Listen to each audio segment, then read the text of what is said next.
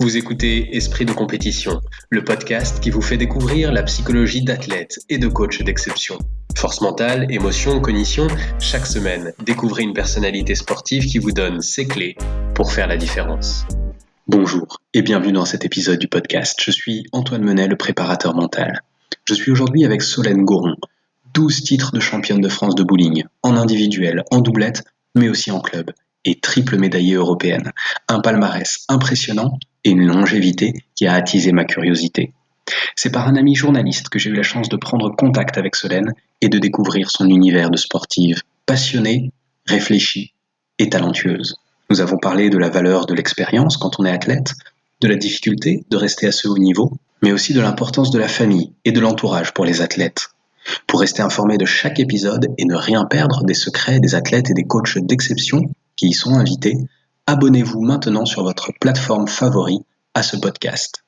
Il est temps à présent de passer à ma rencontre avec Solène Goron et avec son esprit de compétition. Bonjour Solène, bienvenue sur le podcast. Bonjour Antoine, merci. Merci à toi d'être là, merci à toi d'être là sur ce podcast, alors très tourné sur le mental. Oui. Et je suis très content que tu sois là parce que ça me donne l'opportunité d'ouvrir sur une thématique qui traverse tous les sports, c'est la frustration. Alors, toute opposition forcément crée de la frustration dans tous les sports, mais il me semblait que c'était particulièrement fort dans les sports où on est un peu seul face à sa technique, comme le bowling.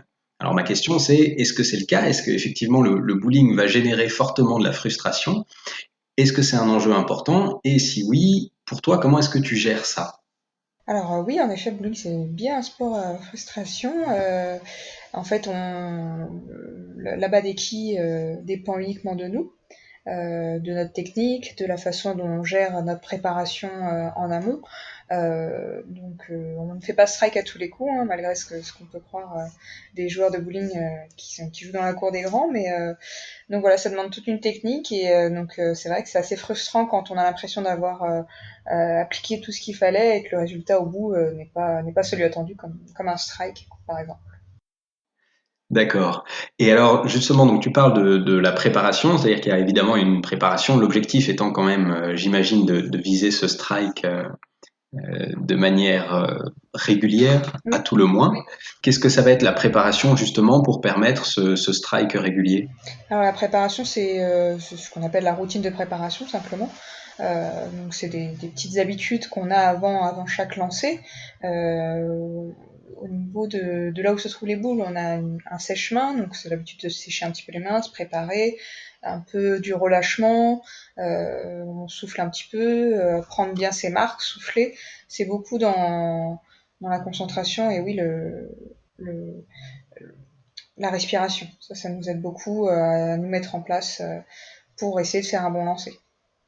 D'accord, oui, j'imagine que ce qui se passe effectivement juste avant le lancer va beaucoup jouer là-dedans. Et c'est une question qu'on peut se poser en voyant une compétition de bowling. Finalement, il y a des temps où tu ne joues pas, où ça va être l'adversaire qui joue, ou alors si tu es en doublette, si ça va être ta partenaire.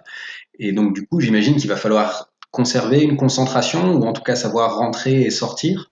Oui, tout à fait, oui. C'est vrai que en fonction du format de la compétition, on a beaucoup de temps d'attente. Quand on joue en double, on est à deux par piste, donc ça peut aller, mais on peut jouer en équipe de 4 ou en équipe de 5. Et par moment, c'est eu 2 minutes 30, voire 3 minutes d'attente pour le prochain lancer.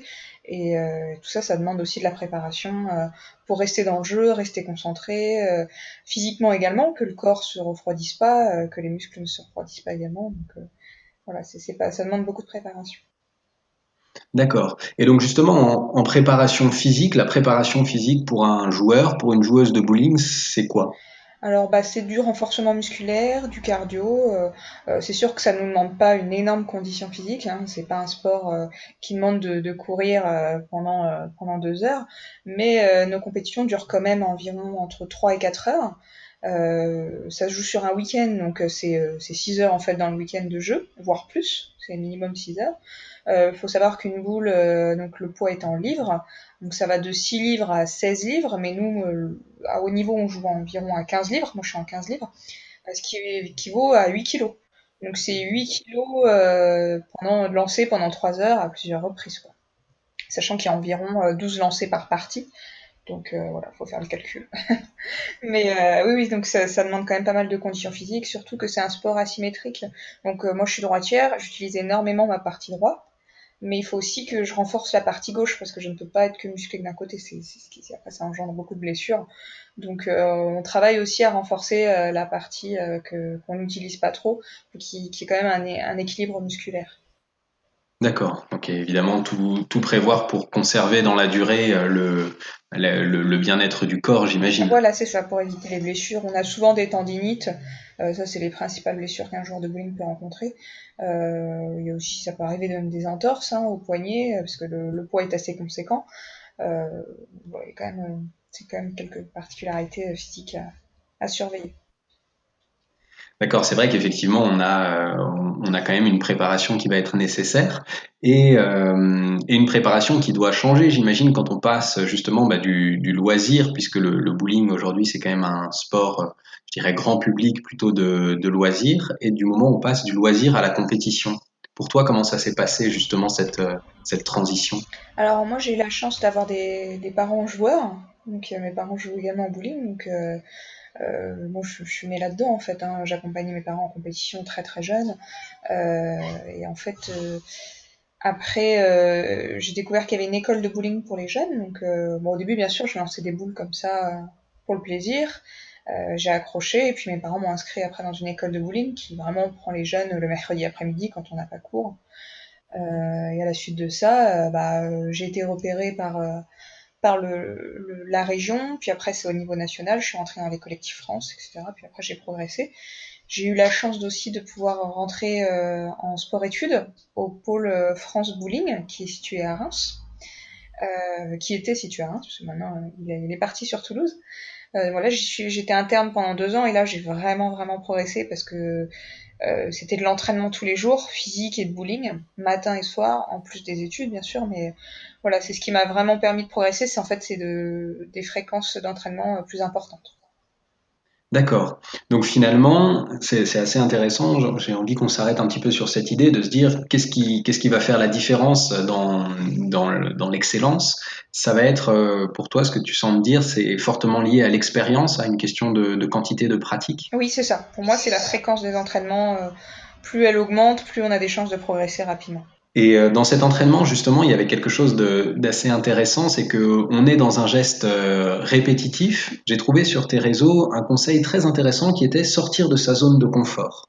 Oui, Alors c'est vrai que c'est quelque chose d'assez surprenant puisque quand on voit un geste au bowling, on se dit ben ça doit être le même geste qu'on essaye de faire en permanence et donc on doit avoir envie d'installer au contraire une forte zone de confort. Donc comment est-ce qu'on gère ce confort et en même temps ce besoin de répéter le même geste? alors pour moi, le confort, que ce soit en compétition ou à l'entraînement, c'est jouer vraiment dans une zone où on se sent à l'aise, avec une boule avec laquelle on se sent bien. Voilà, pour moi, ça c'est sûr il faut l'être en compétition, il faut pouvoir acquérir cette zone de confort. Parce qu'il faut savoir que sur une piste, il y a différentes zones à jouer. On peut voir qu'il y a différentes flèches. Je sais pas si tu as eu le temps d'étudier un petit peu une piste de bowling, mais à environ 2 mètres, 2 mètres 30 du moment où on lance la boule, il y a des flèches. Ça, c'est des points de repère pour nous. Donc on est forcément à l'aise sur des points de repère un peu plus à droite ou un peu plus à gauche ou au milieu, même en fonction des joueurs. Et à l'entraînement, souvent, ou même en compétition, les joueurs vont tout de suite vers leur zone de confort, ils jouent dans l'endroit où ils apprécient, etc. Et moi, ce que je conseillais sur ce poste-là, justement, c'est pour évoluer. Pour moi, je pense qu'il faut en sortir. Il faut aller jouer ailleurs, sur des zones où justement on n'est pas à l'aise. Essayer des boules qui nous plaisent pas, essayer des techniques différentes. Et ça, pour moi, c'est sortir de ta zone de confort et qu'après finalement ça en devienne une zone de confort à force de la travailler. Et peut-être que c'est des outils qui après qui vont servir pour les compétitions et qui vont permettre d'améliorer le niveau des joueurs. D'accord, c'est finalement essayer de se pousser un petit peu dans cet inconfort pour essayer d'augmenter son panel technique, sa possibilité. Exactement. Alors ce travail-là, il est quand même pas évident, se pousser en permanence en dehors de sa zone de confort. Tu as toi-même travaillé avec justement sur le mental, travaillé avec un préparateur mental. Oui, tout à fait. D'accord. Alors qu'est-ce qu'on va travailler justement sur le mental en préparation de compétition de bowling? J'imagine que toute la routine du départ va être l'occasion d'un travail aussi. Oui, alors moi j'ai vu Stéphane Limousin, ou Krebs.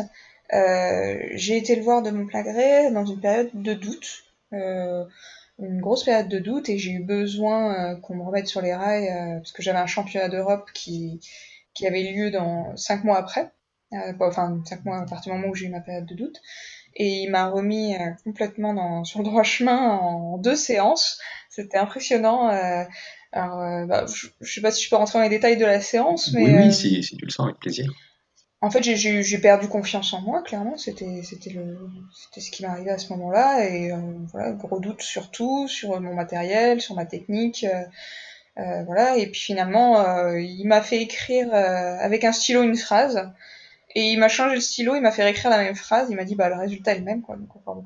Bref, voilà, on a travaillé plusieurs points et c'est vrai que ça a été un travail qui m'a vachement aidé pour me remettre en confiance. Génial. Alors, c'était une question aussi que j'avais envie de te poser parce que tu as quand même un grand nombre de titres de championne de France, de médailles européennes. Alors, comment est-ce qu'on gère justement de rester à très haut niveau pendant aussi longtemps, pendant un tel nombre d'années?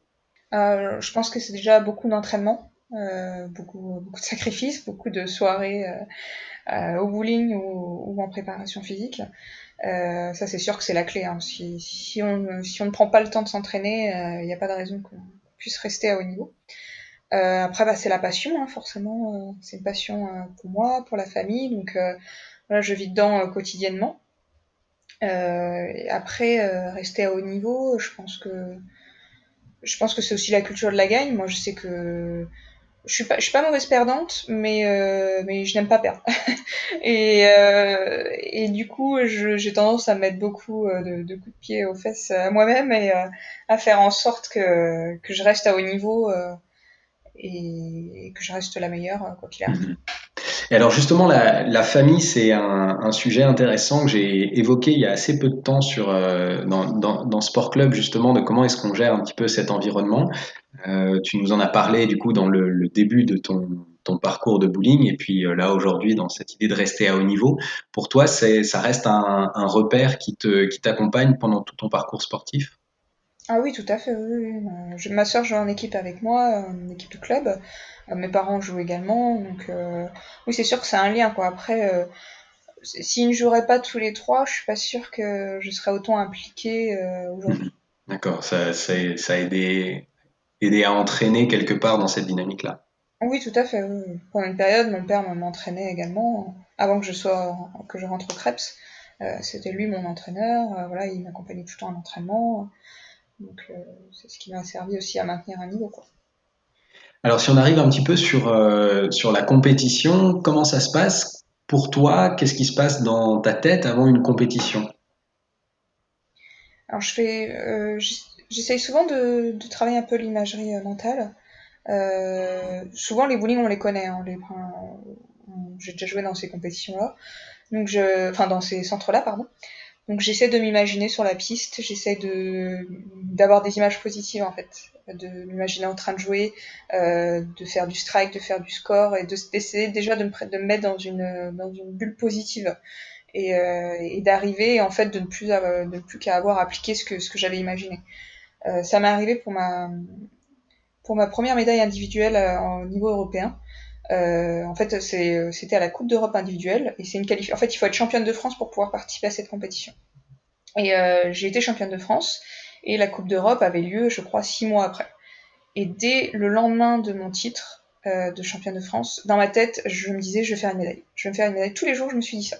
Je vais faire une médaille, je vais faire une médaille. À chaque entraînement, je me mettais même dans des situations, voilà, dans des situations de stress, en me disant là, si tu fais pas strike, alors j'étais dans mon petit bowling à Reims, hein, mais si tu fais pas strike là, t'auras pas de médaille. Et en fait, je me mettais de la pression moi-même et j'ai fait ça jusqu'au championnat. Et je suis arrivée sur place et j'ai fait une médaille. Donc je sais pas si c'est lié, je pense que quand même, et je pense que ça fait partie de ma préparation. Et pour avoir parlé après avec un coach de l'équipe de France, il m'a dit ta seule erreur, Solène, c'est que tu t'es dit que tu ferais une médaille et tu t'es pas dit que tu irais chercher le titre de championne d'Europe. Et il m'a dit ça c'est ta grosse erreur. Il me dit et c'est vrai en fait moi mon objectif je l'ai vu entre guillemets trop bas, même si c'était c'était super parce qu'il n'y avait pas eu de médaille française depuis, je crois, avant en 1990, quelque chose comme ça. Donc c'était vraiment un record pour la France. Enfin voilà, c'était quelque chose, une médaille individuelle à cette compétition-là. Ça n'avait pas été vu depuis très longtemps. Et il m'a dit, mais t'as fait l'erreur, t'aurais pu aller chercher le titre et tu t'es pas assez préparé. Enfin, ton objectif, tu l'as vu trop bas en fait. C'est ce qu'il m'a dit. Donc voilà, c'est tout. C'est pour la petite anecdote. Ça fait partie de mes préparations. Ouais. Je fais beaucoup d'imagerie. Je regarde beaucoup de vidéos aussi où je joue. Des vidéos, je sais que mes parents ou même mon conjoint me filment beaucoup. Notamment, je leur demande souvent, quand ils me voient faire du score, je leur dis filmez-moi à ce moment-là, parce que j'ai besoin, après de revoir ce moment-là, j'ai besoin de m'en inspirer. Et en regardant la vidéo, de projeter sur ma future compétition, que je sois dans le même état d'esprit. D'accord, ok. Donc de vraiment aller chercher quelque part, je dirais, le geste, mais aussi Oui, l'état d'esprit, l'état de, voilà, l'état d'esprit. Ouais. quelque part l'émotion qu'il y a avec, la concentration qu'il y a Mm. avec. Voilà, parce qu'il y a des moments où je sais quand je joue, quand je suis bien, voilà, on a l'impression d'être sur un nuage, je vois pas ce qui est autour de moi, je me rends pas compte de ce qui se passe, j'ai l'impression que le poids de la boule, c'est une plume que je suis en train de jouer. Alors voilà, ça c'est des sensations que je sais qui sont assez rares sur les moments quand on les a, et ça c'est ce que le joueur recherche à chaque moment pour pouvoir performer. Et c'est vrai que des fois j'ai quelques vidéos et quand je les regarde, je sais qu'à ce moment-là j'étais dans cet état d'esprit-là, et de le revoir, je ressens à nouveau cette sensation. Et ça m'arrive des fois où je suis en compétition, je suis à la rue, je prends mon téléphone, je regarde ces vidéos, et j'ai même fait aussi avec Stéphane un bloc-notes où il m'a dit de noter des mots-clés, un peu des choses, des phrases clés, et je relis ce bloc-notes et je regarde des vidéos, et franchement ça me relance. Ça me relance dans le jeu, et ça marche pas forcément à tous les coups, mais souvent quand même ça fonctionne. Ouais, ça permet de retrouver un petit peu ce qui a amené à cet état-là. Voilà, c'est ça. Ouais. À cet état de flottement. Je sais pas comment le qualifier, mais je pense que tout sportif connaît ce moment où on a l'impression d'être là, mais on est en dehors de notre corps, en fait. Oui, je sais pas ce qui se passe, mais en tout cas, c'est agréable parce que ça fonctionne. Oui, oui, oui, c'est ce qu'on appelle alors en français la zone et en anglais le flow, l'état de fluidité, Oui, c'est ça. cette espèce de grande fluidité où soudainement tout est à sa place. Exactement, c'est Et ça. c'est vrai que une fois qu'on y a goûté, généralement, on se dit bon, Ouais, on veut que ça recommence. Ça, c'est oui, c'est ça. le moment où ça roule.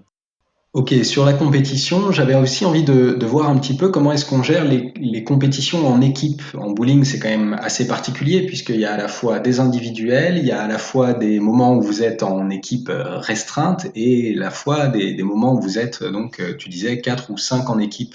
Est-ce que c'est différent? Est-ce que ça donne des profils de compétition différentes? Oui, tout à fait. Alors, je vais prendre l'exemple des championnats de France en club, où avec mes coéquipières, on est 5 en fait dans l'équipe, mais il y a une remplaçante. Donc, voilà, c'est en fonction du terrain, en fonction de la forme du jour, voilà, on tourne entre nous. Donc, ce qui change en fait en équipe par rapport en individuel, c'est que la position des joueurs, parce qu'en fait, il faut savoir que tous nos scores s'additionnent. Et ceux de l'adversaire, en fait, en championnat des clubs, c'est des matchs. Donc on est 12 équipes, donc on a 11 matchs en un week-end. Et en fait, on fait un match, donc c'est une partie de toutes les joueuses cumulées contre l'autre équipe. Je sais pas si je suis assez claire. C'est pas évident. D'accord. Et donc en fait, souvent en fait la dernière joueuse, celle qui va jouer en dernière sa partie, c'est celle qui doit être le plus fort mentalement. Parce qu'en fait, ça peut arriver qu'à la toute dernière boule, il y ait besoin de faire un strike ou un spare qui va faire gagner le match. Voilà, également la personne qui va jouer en première, ce qu'on appelle l'ouvreuse. Il faut que ce soit une personne qui soit assez dynamique, quelqu'un d'entraînant, de souriant, qui a du peps pour pouvoir après tirer en fait l'équipe. En deuxième position, en général, c'est quelqu'un qui est pas forcément en confiance sur le week-end ou qui est pas forcément très à l'aise sur le village, mais qui maîtrise quand même. Donc voilà, c'est une personne qui est voilà, ça dépend en fait du jour, hein, ça peut être un peu n'importe qui. Et en troisième position, c'est quelqu'un qui doit relancer aussi, qui doit quand même tenir la route parce qu'il faut pouvoir mettre en confiance la quatrième joueuse. Donc voilà, ça c'est un peu l'état d'esprit en équipe. En équipe de 4 en tout cas. Après en équipe de 5 ça change. En double c'est un peu le même concept. Il faut mettre la personne qui a le plus de mental toujours à la fin en fait, parce que c'est là où ça peut se jouer et que c'est assez important.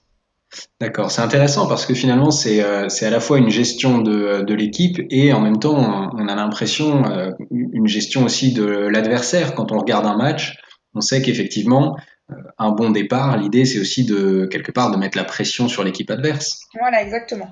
Souvent, quand on peut jouer aussi contre des équipes peut-être un petit peu moins fortes, on sait que le match ne sera entre guillemets moins difficile, même s'il n'y a pas de match facile.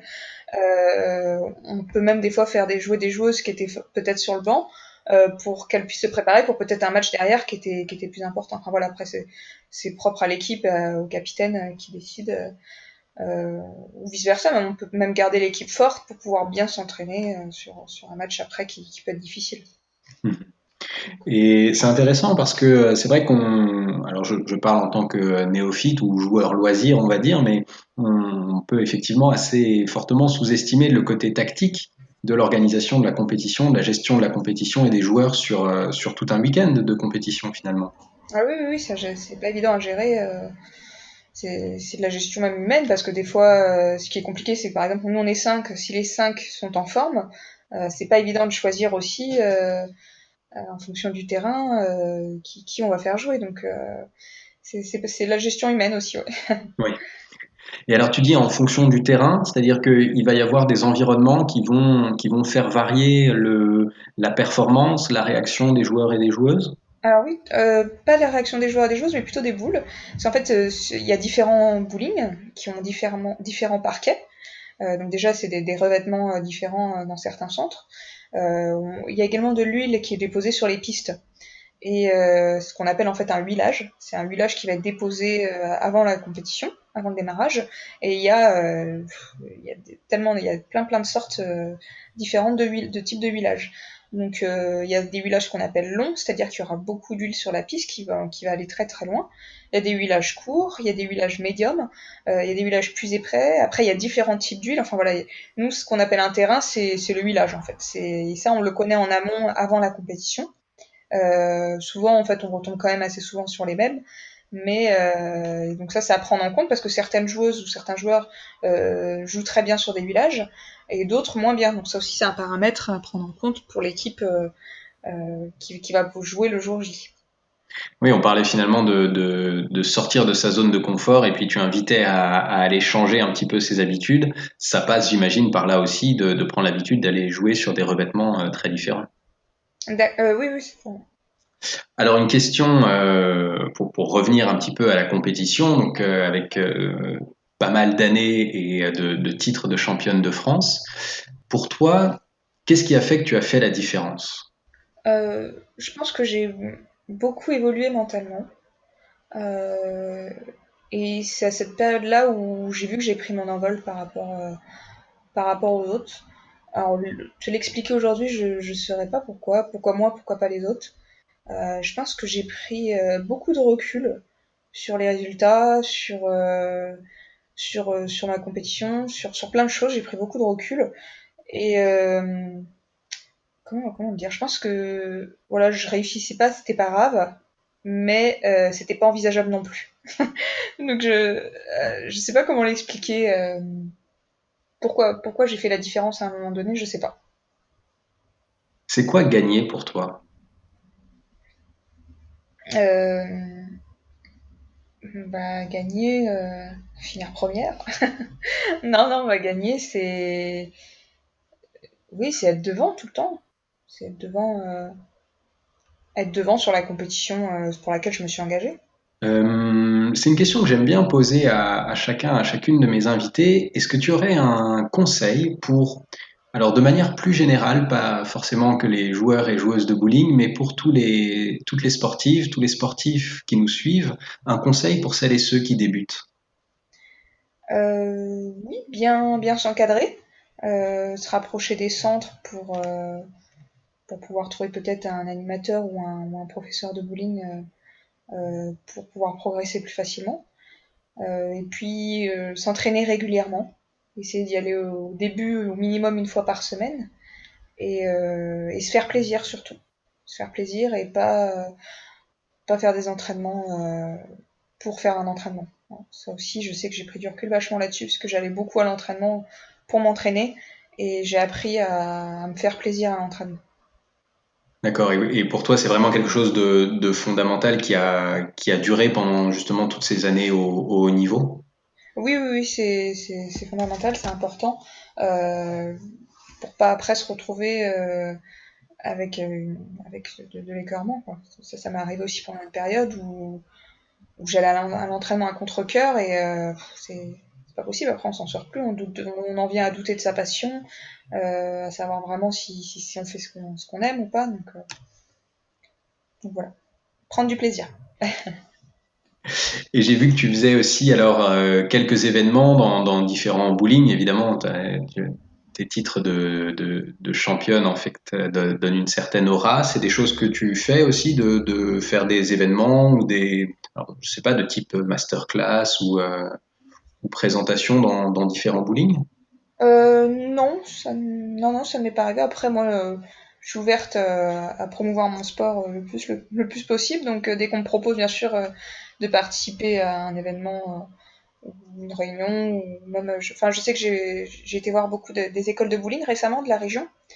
Euh, voilà, j'essaie d'apporter quelques conseils et mon expérience en disant que j'ai commencé exactement comme eux. Donc voilà, mais moi, je suis ouverte à toute présentation après, s'il faut. Génial, génial. Bon, bah, le message est passé et du coup, ça m'amène à ma question. Si voilà, la personne nous écoute et se dit, ah bah oui, effectivement, alors soit j'ai envie de promouvoir de cette manière-là le bowling ou simplement, bah, si on a envie de te suivre, où est-ce qu'on peut te retrouver?